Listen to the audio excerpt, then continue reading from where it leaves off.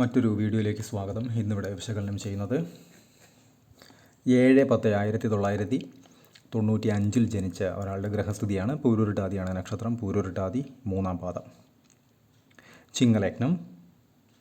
2-ൽ സൂര്യൻ ബുധൻ, 3-ൽ ശുക്രൻ കുജൻ രാഹു, 4-ൽ വ്യാഴം, 5-6 ഭാവങ്ങൾ ശൂന്യം, 7-ൽ ചന്ദ്രൻ ശനി, 8 ശൂന്യം, 9-ൽ കേതു, 10-11 ഭാവങ്ങൾ ശൂന്യം, 12-ൽ ഗുളികൻ.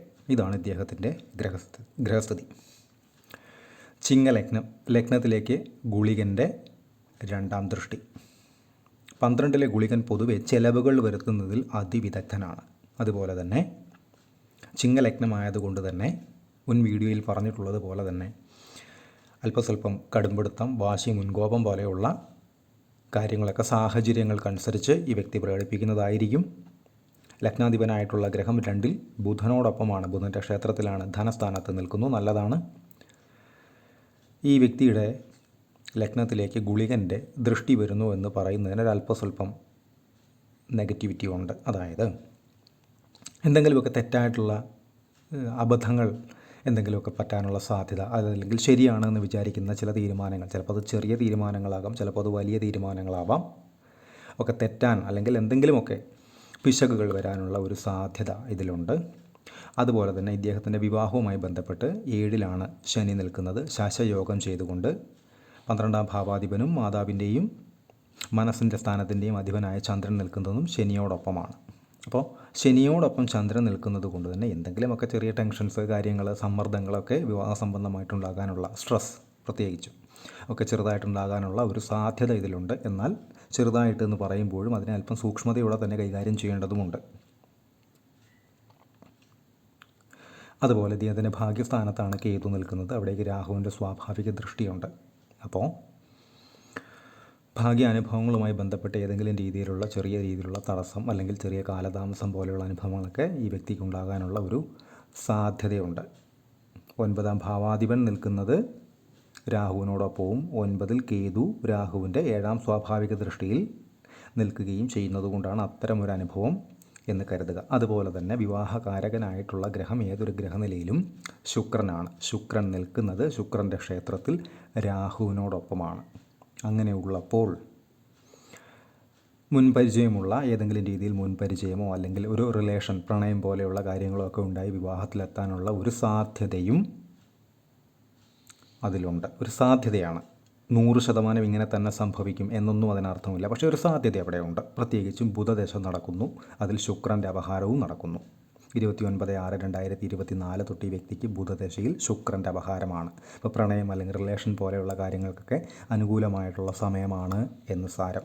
ശൃംഗാരകാരകനാണ് പൊതുവേ ബുധൻ. അതിൽ റിലേഷൻഷിപ്സിൻ്റെയൊക്കെ പ്രണയത്തിൻ്റെയൊക്കെ കാരകനായിട്ടുള്ള ശുക്രൻ്റെ അപഹാരം വന്നു കഴിഞ്ഞാൽ ഏതെങ്കിലുമൊക്കെ രീതിയിലുള്ള ഇത്തരം ബന്ധങ്ങളോ കാര്യങ്ങളോ ഒക്കെ ഉണ്ടാകാനുള്ള സാധ്യത ഉണ്ട്. നല്ലത് തന്നെയാണ്, കുഴപ്പമൊന്നുമില്ല. പക്ഷേ അത്തരം കാര്യങ്ങളൊന്ന് സൂക്ഷ്മതയോടെയും ജാഗ്രതയോടെയും ആ വ്യക്തിയെ കൃത്യമായി മനസ്സിലാക്കിയ ശേഷവും മുന്നോട്ട് പോകുക എന്ന് മാത്രമേ അതിനർത്ഥമുള്ളൂ. അതുപോലെ തന്നെ 12-ലെ ഗുളികൻ എന്ന് പറയുന്നത് പ്രത്യേകിച്ചും ചെലവിൻ്റെ സ്ഥാനമാണ്, വ്യയസ്ഥാനമാണ് 12. അവിടെ ഗുളികൻ നിൽക്കുക വഴി ഏതെങ്കിലുമൊക്കെ രീതിയിൽ അനാവശ്യമായിട്ടുള്ള പണച്ചെലവിനുള്ള സാഹചര്യങ്ങൾ വന്നു ചേരും. 12-ാം ഭാവാധിപൻ ശനിയോടൊപ്പവുമാണ് നിൽക്കുന്നത്. അതിൽ ശ്രദ്ധിക്കേണ്ടുന്ന മറ്റൊരു പോയിൻ്റുണ്ട്. അതായത് നിൽക്കുന്ന രാശിയിൽ നിന്നും വ്യാഴം 5, 7, 9 ഭാവങ്ങളിലേക്ക് ദൃഷ്ടി ചെയ്യുന്നുണ്ട്. അതായത് 1, 2, 3, 4, 5, അതുപോലെ തന്നെ 7, അതുപോലെ തന്നെ 9. ഈ ഗുളികനിലേക്കുള്ള വ്യാഴത്തിൻ്റെ ദൃഷ്ടി പൊതുവെ നല്ലതാണ്. എന്നിരുന്നാൽ തന്നെയും ഗുളികൻ്റെ ആദ്യമുറത്തെ ഒരു ജോലി കഴിഞ്ഞ ശേഷമായിരിക്കും വ്യാഴം അവിടെ ആക്റ്റീവ് ആവുകയും ആ ഗുളികനുമായ രാശിയുമായി ബന്ധപ്പെട്ടിട്ടുള്ള പോസിറ്റീവായിട്ടുള്ള ഒരു റിസൾട്ടിലേക്ക് വരികയും ചെയ്യുന്നത്. കാരണം ഗുളികൻ 12-ൽ നിൽക്കുന്നതിൻ്റെ ജോലി കൃത്യമായി ചെയ്യും. ആ ജോലിക്ക് ശേഷം വ്യാഴം ആക്റ്റീവായി ആ ജോലിയുടെ നെഗറ്റീവിനെ കുറയ്ക്കാനുള്ള ശ്രമങ്ങൾ നടത്തും. തീ ഇട്ട് കഴിഞ്ഞ ശേഷം വെള്ളം ഒഴിച്ച് കെടുത്തുക എന്ന് പറയില്ലേ, സെയിം പ്രോസസ്സ് തന്നെ മറ്റൊരു രീതിയിൽ അവിടെ നടക്കുന്നു എന്ന് മനസ്സിലാക്കുക.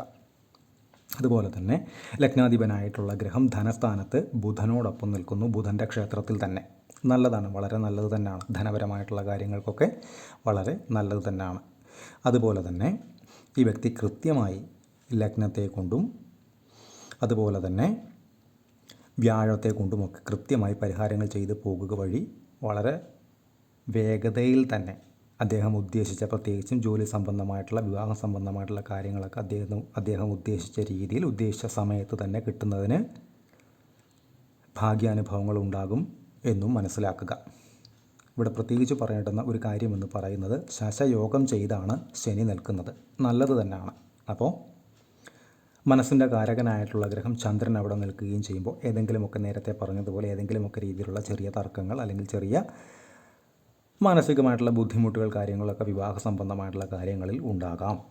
അതിനുള്ള ഒരു സാധ്യത തള്ളിക്കളയാൻ പറ്റില്ല. കൃത്യമായിട്ട് വിവാഹം കഴിക്കുന്നയാളെ മനസ്സിലാക്കിയ ശേഷം മാത്രം വിവാഹം പോലെയുള്ള കാര്യങ്ങളിലേക്ക് കടക്കുക എന്നൊരർത്ഥവും അതിനുണ്ട്. ശശയോഗം ചെയ്തു നിൽക്കുന്ന ശനി നല്ലത് തന്നെയാണ്. ഇപ്പോൾ ശനിയുടെ അപഹാരങ്ങളൊക്കെ വരുന്ന സമയത്തൊക്കെ അതിൻ്റെ ഗുണാനുഭവങ്ങൾ ഉണ്ടാകുകയും ചെയ്യും. എന്നാൽ ചന്ദ്രൻ ശനിയോടൊപ്പം നിൽക്കുന്നതിൻ്റെ റിസൾട്ടും അപ്പോഴുണ്ടാകും എന്ന് മനസ്സിലാക്കുക. അതുപോലെ തന്നെ ഈ വ്യക്തിയുടെ ദശകൾ എടുത്തു കഴിഞ്ഞാൽ, ഗുരുദശയിലായിരുന്നു ജനനം. പൂരുരുട്ടാതിയാണ് നക്ഷത്രം. 3/2/2002 വരെ ഗുരുദശ. അതിനുശേഷം ശനിദശ 3/2/2021 വരെ ശനിദശ. അതിനുശേഷം ബുധദശ 2038 വരെ. അതിനുശേഷമാണ് കേതു. അതിനുശേഷം ശുക്രൻ, ശേഷം രവി, ചന്ദ്രൻ എന്നീ ക്രമത്തിലാണ് ദശകൾ കടന്നു പോകുന്നത്. അതിൽ തന്നെ ബുധദശ എന്ന് പറയുന്നത് 2021 തൊട്ട് 38 വരെ, 2038 വരെ നീളുന്ന 17 കൊല്ലക്കാലമാണ്. അതിൽ തന്നെ ബുധനിൽ ശുക്രൻ്റെ അപഹാരം നടക്കുന്നു.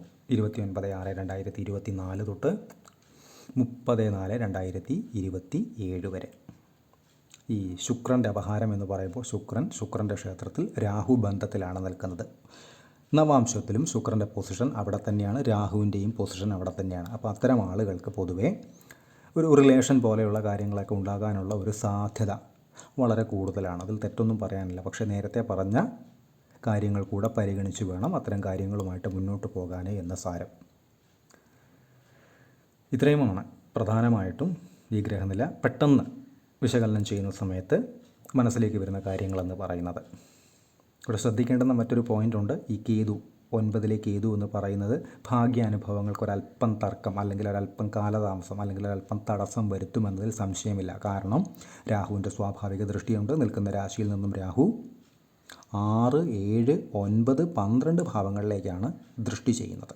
അപ്പോൾ ഇവിടെ ലഗ്നാധിപൻ നിൽക്കുന്നത് നല്ല പൊസിഷനിലാണെന്നിരുന്നാൽ തന്നെ രാഹുവിൻ്റെ ഒരു മങ്ങൽ അതിനുണ്ട്. അപ്പോൾ ലഗ്നത്തെ കൊണ്ട് കൃത്യമായി പരിഹാരങ്ങൾ ചെയ്തു പോവുക. പ്രത്യേകിച്ചും വ്യാഴം, 5-ാം ഭാവാധിപനായിട്ടുള്ള ഗ്രഹം വ്യാഴം 4-ൽ നിൽക്കുന്നു. കൃത്യമായ പരിഹാരങ്ങൾ വ്യാഴത്തെയും ബലപ്പെടുത്തി പോകുക വഴി വളരെ നല്ല റിസൾട്ട് തന്നെ ഈ വ്യക്തിക്ക് ഉണ്ടാകും. അതുപോലെ തന്നെ കേതു ദശയൊക്കെ വരുന്ന സമയത്ത് ഒരല്പം ശ്രദ്ധിക്കുക. അത് 2038 ശേഷമാണ്. ഇനിയും ഒരുപാട് കാലയളവുണ്ട്. എന്നിരുന്നാൽ തന്നെയും കേതു ദശയെ ഒരല്പം കരുതലോടെ തന്നെ കാണുക. 9-ലേക്ക് കേതു, രാഹുവിൻ്റെ ദൃഷ്ടി എന്ന് പറയുമ്പോൾ പ്രത്യേകിച്ചും ശനിയുടെ 3-ാം ദൃഷ്ടിയും അങ്ങോട്ടേക്കുണ്ട്. അപ്പോൾ ഒരല്പം കേതുവിൻ്റെ അപഹാരങ്ങൾ വരുന്ന സമയത്ത്, കേതുവിൻ്റെ ദശയൊക്കെ വരുന്ന സമയത്ത് സ്വല്പം ശ്രദ്ധിക്കുക, ഒരു ജാഗ്രത കാണിക്കുക. എടുത്തു ചാടിയുള്ള തീരുമാനങ്ങളൊക്കെ ഒഴിവാക്കുക. ചിന്തിച്ച ശേഷം മാത്രം, ഒരു വ്യക്തത വരുത്തിയ ശേഷം മാത്രമേ പ്രത്യേകിച്ചും ഔദ്യോഗികമായിട്ടുള്ള കാര്യങ്ങളിലൊക്കെ ഇടപെടാവൂ എന്ന് സാരം. കൺസൾട്ടേഷൻ ആവശ്യമുള്ള ആളുകൾക്ക് ഈ നമ്പറിൽ കോൺടാക്റ്റ് ചെയ്യാവുന്നതാണ്. കോൺടാക്റ്റ് ഡീറ്റെയിൽസ് ഡിസ്ക്രിപ്ഷനിൽ കൊടുത്തിട്ടുണ്ട്. ഇത്തരം വീഡിയോസ് ഇനിയും തുടരും. നന്ദി.